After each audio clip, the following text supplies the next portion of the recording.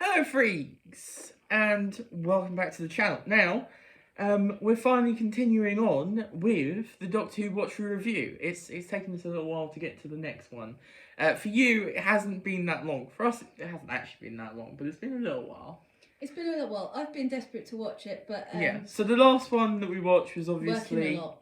Yeah, exactly. The last one we watched was Planet of the Giants. So we started series 2. So obviously that means we had to move on to the big one of this series, Dalek Invasion of Earth.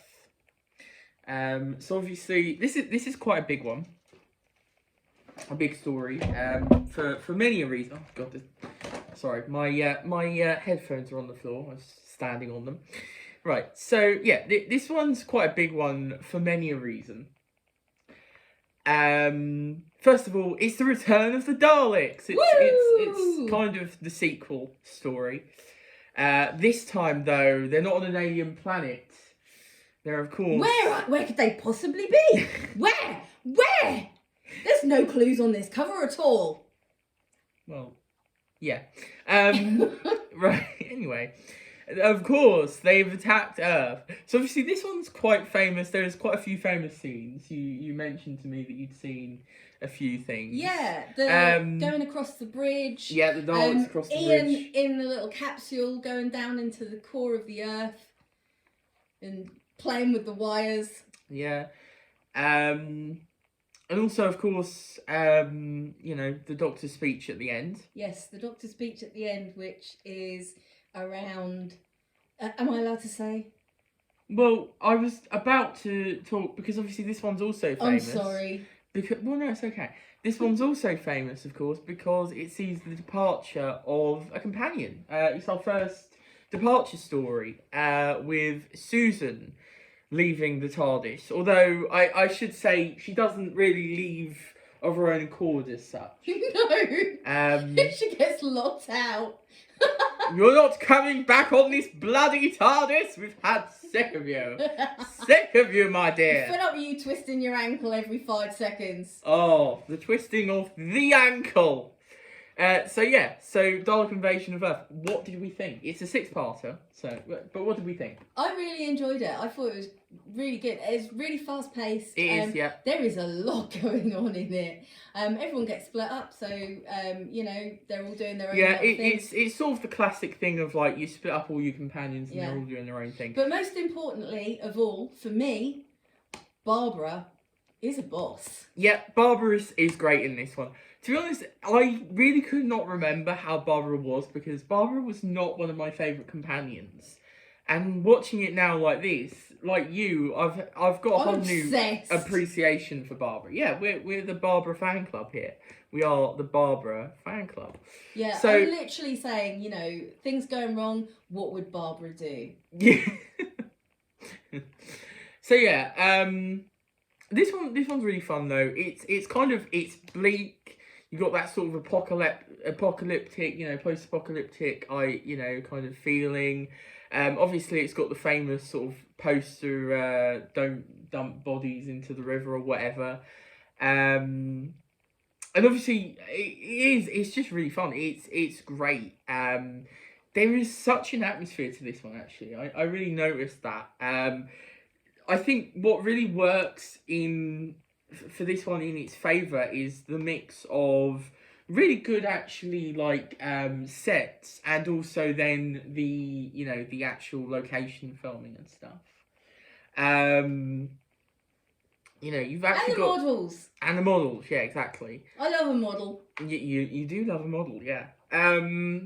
So yeah, I thought that really worked in its favour.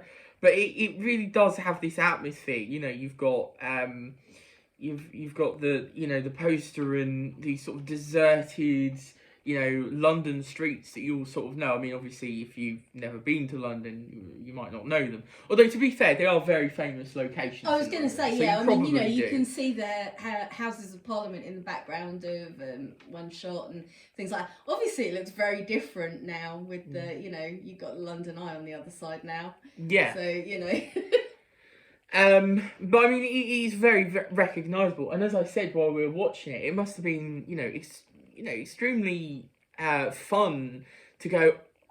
I walk down there, if you I go across that bridge every day. If you lived in London, especially, it must have been quite a fun thing to see on TV. And also, I suppose as well, like a lot of people say, a lot of these sort of Earth invasion stories, and a big reason why they work is because they're hitting a bit more closer to home. They're sort of like, oh, this is my street here. This is my street. Well, it's really interesting because I'm sort of like looking at it from the point of view, because obviously I look at all of them and go, right, this is political, okay, so obviously you got the Daleks anyway, but from this point of view, it's like, so when they explain, the Daleks are coming here, they don't actually care about the people that are living there. Yes, they want a workforce or whatever, but they don't actually care about them. They want they are literally just slaves. They just use. They want what they can mine. So or they don't. They They don't actually want what is in the mine. That's a big point of the story. That is a big point of the story. It's like, I completely forgot. No, they're gonna turn the Earth into a ship. Yeah, basically they're gonna pilot the Earth. Now, a lot of people have a problem. I forgot about that. A lot of people have a problem with this plot point. Like, a lot of people have a problem with that. And, like, okay, it's silly, it's dumb.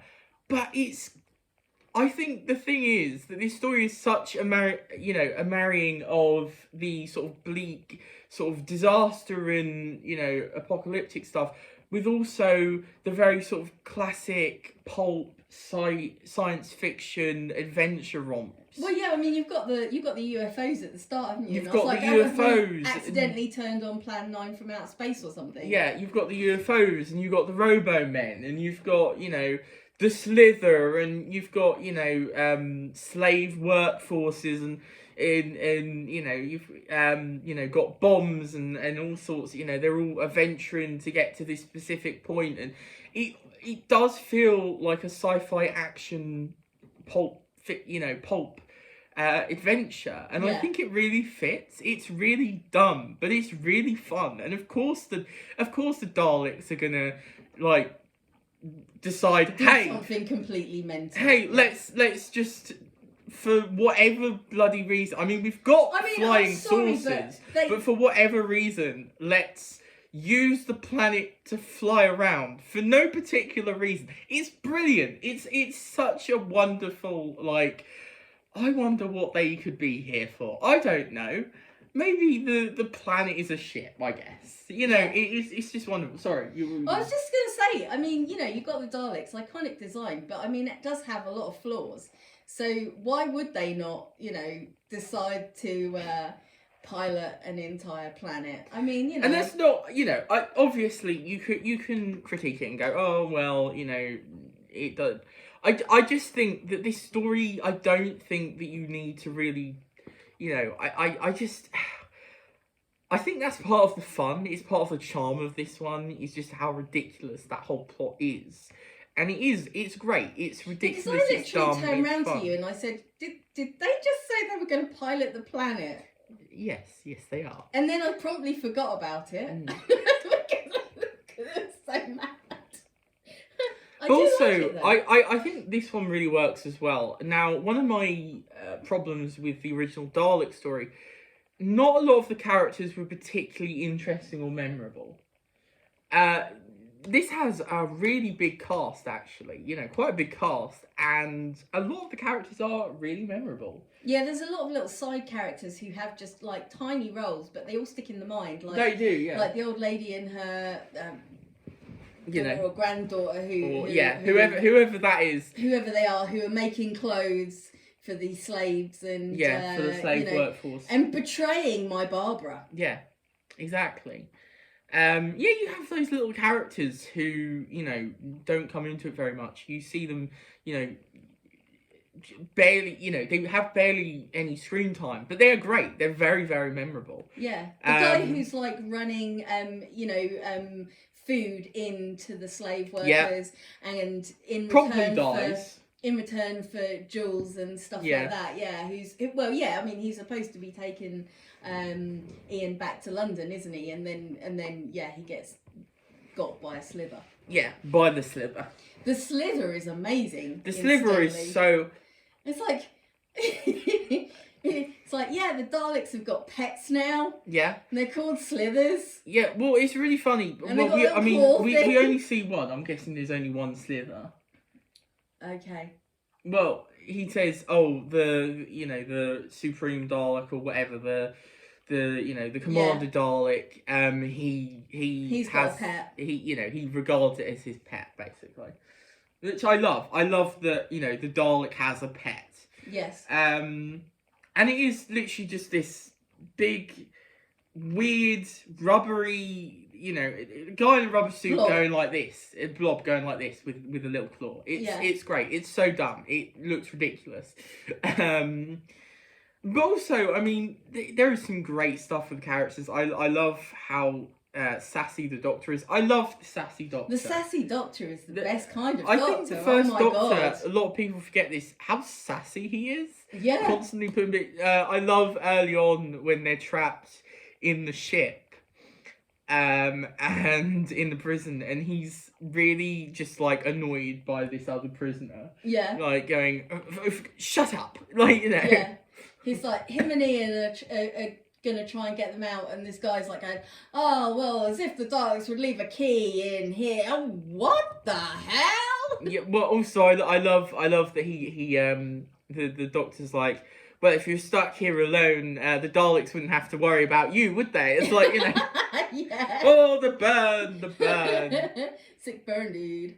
Yeah. But also, I mean, I have to, I'm sorry, I just have to, Barbara running over a bunch of Daleks in a massive truck. Which is also very famous. It's a great scene. I loved it. Yeah. I was like, yes. It's great.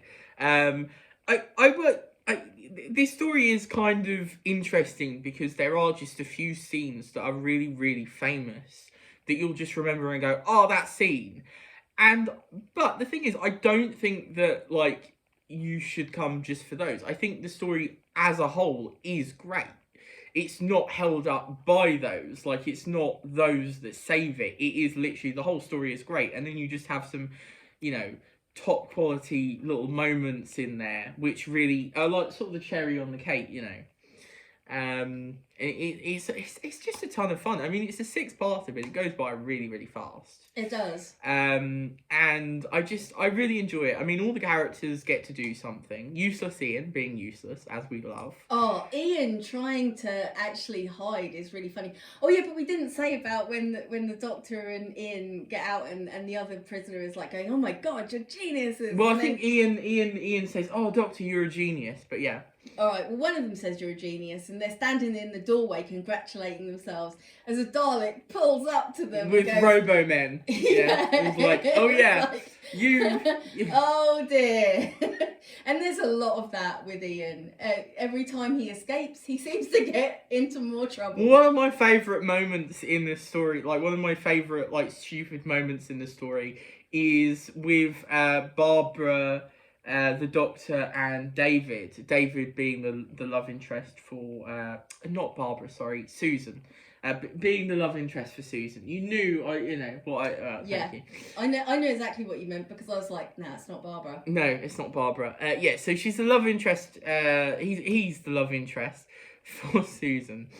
But anyway, so there's this other guy. He sort of slightly helps, and he's like, oh, I'm gonna go off to this place, and then he's running off. And immediately gets, immediately gets killed by a Dalek. He literally the Dalek runs about 5 paces and the Dalek comes around the corner and goes, all right, mate, you're dead. Not being funny, but these people have been invaded by Daleks for a lot of years, and they're supposed to be sneaking around.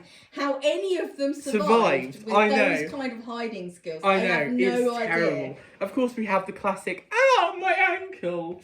Yes. Quite a few, actually. Also, one I've never heard before, my kneecap. My kneecap. Yeah, that was interesting.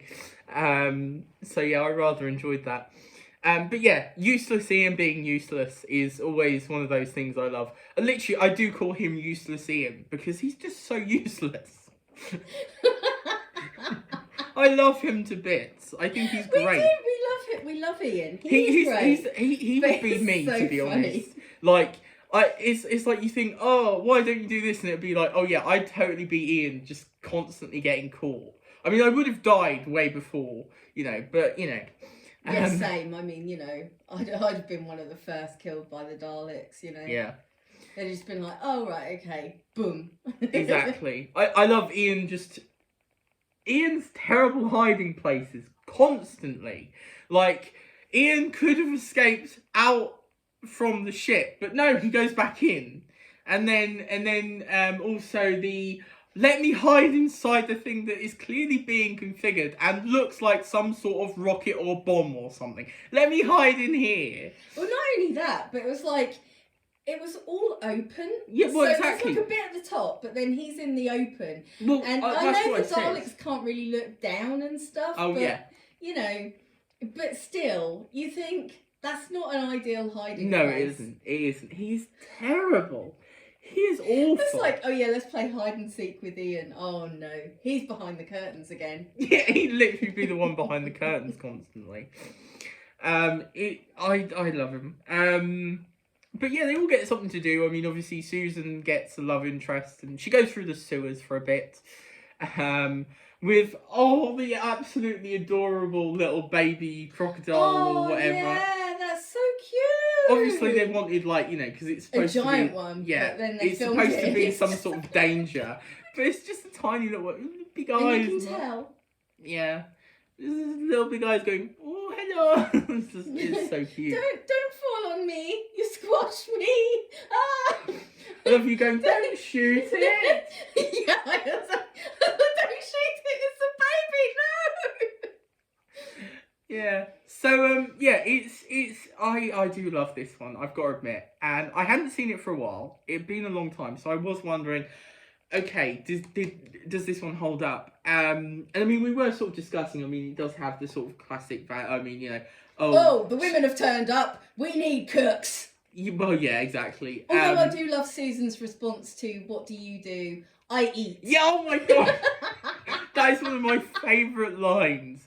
Because obviously Barbara's like, oh, I cook, and then he turns around and he's like, what do you do? And she's like, I eat. It's like, honestly, Susan, same. Yes, same. Yeah.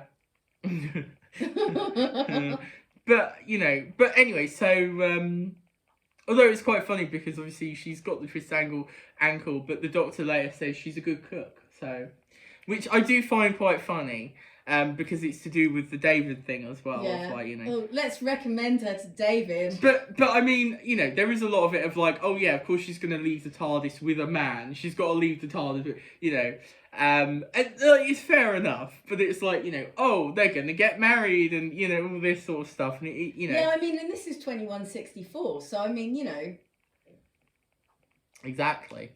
I do quite like the fact that it's 2164. So obviously, I mean, I don't know if this would have been it was 1964 still. Yeah. Well, I didn't know because obviously this is series 2 and so it ended. Funnily enough, it was finished 26th of December 1964. Yeah. So the next one we're gonna go for we're watching 1965, and then you would have had a lot of the single ladies. What? Well, just not worrying about going off with a fella. No, okay, fair enough. It's the 60s still. What am I thinking? Yeah. Yeah. So it is interesting though because obviously starting off with 3 companions, we get another companion next story, which is immediately it's like, oh, we can't have 2.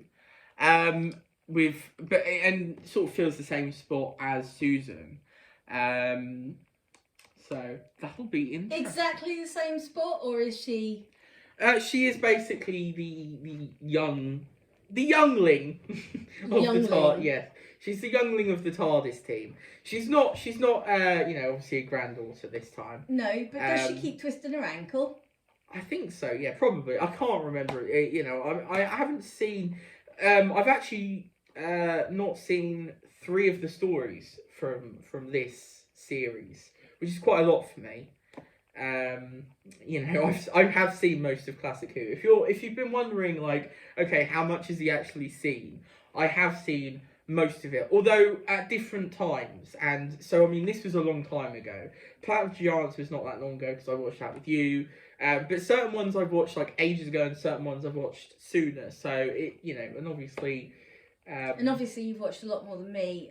I haven't watched a hell of a lot, so. No, I mean you have watched quite a bit, but it's also, I feel like some of it was, I had it on, you weren't really watching as well. Exactly. Yeah, I was never a super fan or anything like that.